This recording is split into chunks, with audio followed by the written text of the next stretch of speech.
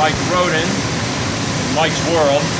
We're here to take a quick peek at the new Sapphire Pro 1200 CDS. Still a CDS, right, Mike? CDS, yeah. CDS, not a PTO. It's a complete revision of the old White Magic design. You can see it's much more compact, sitting on its waste tank. If you didn't know any better, you'd think it was a 370 or one of the normal Sapphire low profile, slim profile, I guess you could say, slide in. So if you come over to this side, Mike, you want to show how the drive shaft is built up?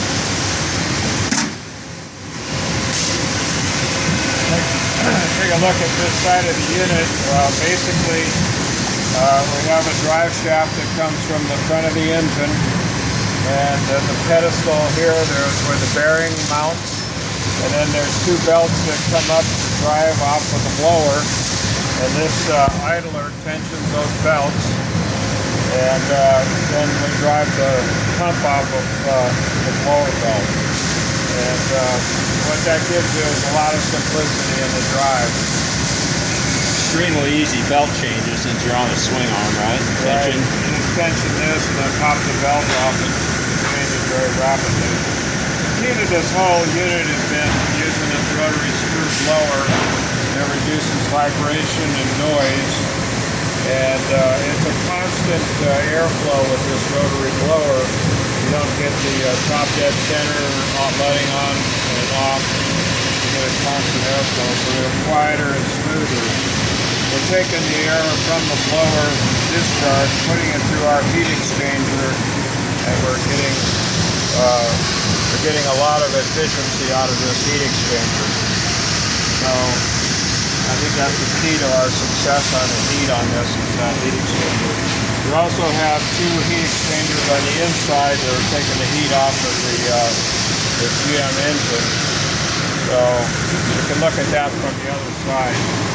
We went cleaning with it earlier today, and we were running a Haas and a zipper and a tile tool, and had no problem staying well above 220, 240 non-stop. Just wasn't dipping. So you're definitely going to be using your temperature control with this unit. These two heat exchangers are pressurized heat exchangers, and they're taking the heat off of the engine and collecting it, using it in the system. So this is stage one.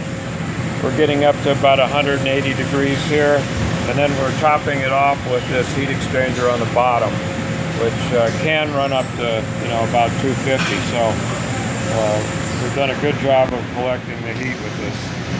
So it's sitting on its own 80-gallon capacity waste tank, and then you set a water pond, right next to it with 120 capacity, and on an extended Chevy van you're still got 8-9 feet of space or whatever you wanted back there.